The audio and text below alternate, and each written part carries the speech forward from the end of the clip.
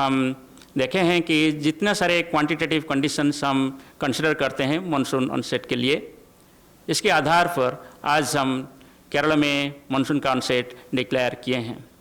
मैं आपको संक्षिप्त में इंफॉर्मेशन देना चाहता हूं कि मानसून जो साउथ वेस्ट विंड का एक आधार है, वो सबसे बड़ा इम्पोर्टेंट फैक्टर होता है मानसून डिक्लेयर करने के लिए।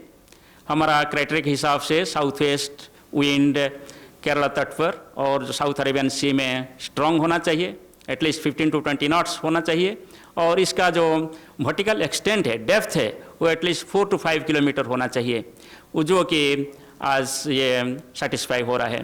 तीसरा है कि there should be persistent convection, convective clouds. आपको ये जानकर खुश होंगे कि हमारा कोस्ट में जो रडार सिस्टम है, जैसे त्रिवेंद्रम रडार है, कोची में रडार है, गोवा में रडार है, ये सभी रडार से प्राप्त आप विंड्स देखेंगे, वो सभी में भी साउथ वेस्टर्ली विंड्स प्रिवेल कर रहा है, स्ट्रॉन्ग साउथ वेस्टर्ली विंड्स। और इसके साथ साथ जो कन्वेक्टिव क्लाउड्स डिटेक्ट होता है रडार से, और इसके साथ जो सैटेलाइट से, वो भी दिखाता है कि persistent convective clouds over South Arabian Sea, माने साउथ ईस्ट अरेबियन सी और केरला कोस्ट। और इसकी वजह से आप देखेंगे जो पास्ट 2 डेज में जो बारिश हुआ है, लगभग वाइड स्प्रेड रेनफॉल रिकॉर्ड किया गया है केरला में। और कल 8:30 IST तक 70% of the stations reported rainfall more than 2.5 millimetres in Kerala, और जो 14 स्टेशंस को हम कंसिडर करते हैं। और आज more than 80% of the stations reported rainfall of 2.5 millimetre और मोर। सो इसके लिए जो हम क्वांटिटेटिवली 14 स्टेशंस कंसिडर करते हैं केरला और अर्जनिंग एरियाज में, वो इसका स्थिति ऐसा है कि वाइड स्प्रेड रेनफॉल जारी है। और मैं बताना चाहता हूँ कि आज केरला में heavy to very heavy rainfall भी रिकॉर्ड किया गया है पास्ट 24 आवर्स के अंदर।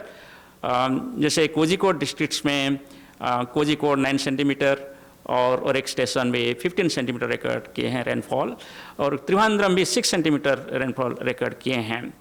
और हमारा उम्मीद है कि ये जो शुरुआत हुआ है मानसून का ऑनसेट के साथ अच्छा ही रहेगा, और इस बार मानसून नॉर्मल रहेगी, और क्वांटिटेटिवली 102% अबव नॉर्मल रहेगी।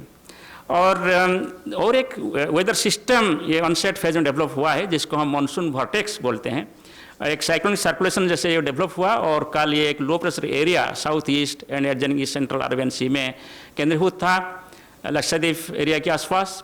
और आज ये घनीभूत होकर, माने इंटेंसिफिकेशन होकर एक डिप्रेशन में परिणत हो गया है। और ये डिप्रेशन लगभग मुंबई से 690 किलोमीटर दूरी पे साउथ वेस्ट डायरेक्शन पे आज दोपहर को केंद्रीभूत था। और इसके प्रभाव में अभी जो समुंदर है, specially east central Arabian Sea और साउथ ईस्ट अरेबियन सी बहुत अशांत है, sea condition rough to very rough है। और हमारा उम्मीद है कि ये जो डिप्रेशन अभी है, आज शाम तक या रात तक एक डीप डिप्रेशन में परिणत होगा, और कल ये एक साइक्लोन स्टॉर्म में परिणत होगा।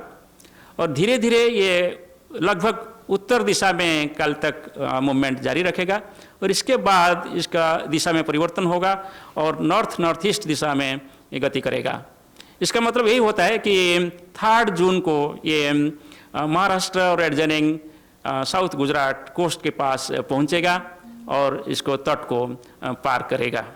हमारा ये उम्मीद है कि 3 जून आफ्टरनून के आसपास शायद ये तट को पार करेगा।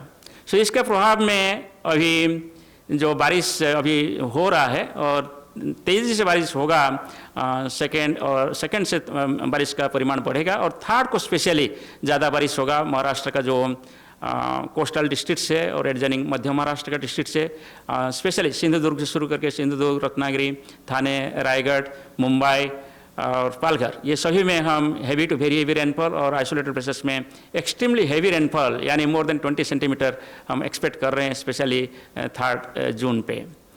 और इसके साथ साथ अभी समुद्र में जो विंड स्पीड है वो अभी 45 to 55 kmph gusting to 65 kmph चल रहा है डिप्रेशन के साथ, वो धीरे धीरे बढ़ेगा, और कल सुबह ये 60 to 70 km/h होने का उम्मीद हो रहा है जब यह साइक्लोन में परिणत होगा। और ये धीरे धीरे बढ़कर हमारा जो उम्मीद है 90 से 105 किलोमीटर प्रति घंटा हो सकता है जब ये तट के पास पार करेगा। यानी ये एक सीवियर साइक्लोन स्टॉर्म के हिसाब से तट के पास आने का हमारा उम्मीद है। मगर फिर भी अभी 3 दिन का पहला फोरकास्ट है ये, अभी हम कंटिन्यूसली इसको एसेस कर रहे हैं और एवरी 3 आवरली और 6 आवरली हम बुलेटिन जारी कर रहे हैं। आप लोगों को हम अपडेट देंगे। मैं ये आप लोगों को सूचित करना चाहता हूं कि सभी सेंट्रल गवर्नमेंट एजेंसीज और स्टेट गवर्नमेंट एजेंसीज जो सभी साइक्लोन मैनेजमेंट के साथ जुड़े हुए हैं सभी को इन्फॉर्मेशन जा रहे हैं और सभी भी कोशिश कर रहे हैं सभी स्टेप्स लेने के लिए। और जो फिशरमैन है, मछुआरे हैं, इसको हम स्पेशली एडवाइस दिए हैं और वार्निंग दिए हैं कि समुद्र को 4 तारीख तक न जाए। सो केरला, लक्षद्वीप, कोस्टल कर्नाटक, गोवा, महाराष्ट्र, गुजरात, इस तट के पास जो फिशरमैन है वो सभी अंदर नहीं जाना चाहिए। जो अंदर है सो इमीडिएटली वापस आ जाना चाहिए तट के पास, नहीं तो ये जो डिस्टर्ब एरिया है इसको एवॉइड करें। सो ये जो सिस्टम मानसून के टाइम डेवलप हो रहा है, आपको मैं इसलिए सूचना देना चाहता हूँ कि मानसूनल सिस्टम में बारिश बहुत ज़्यादा होता है।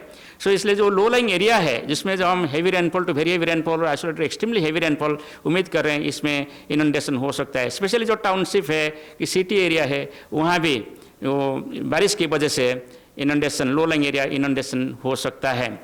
और इसके साथ साथ जो विंड स्पीड है उसके हिसाब से कुछ स्ट्रक्चरल डैमेज जैसे पेड़ को, टेलीफोन पोल्स, इलेक्ट्रिक पोल्स को भी डैमेज होने का उम्मीद किया जा रहा है। मगर हम डिटेल डैमेज असेसमेंट अभी जारी नहीं किए हैं। जब ये साइक्लोन अलर्ट इशू करेंगे और इसको वार्निंग में परिवर्तन करेंगे और थोड़ा ज़्यादा कॉन्फिडेंस आएगा कहाँ ये स्पष्ट रूप में तट को पार करेगा, तब हम डिस्ट्रिक्ट वाइज और ज़्यादा स्पेसिफिक इन्फॉर्मेशन इसके साथ जारी करेंगे। धन्यवाद।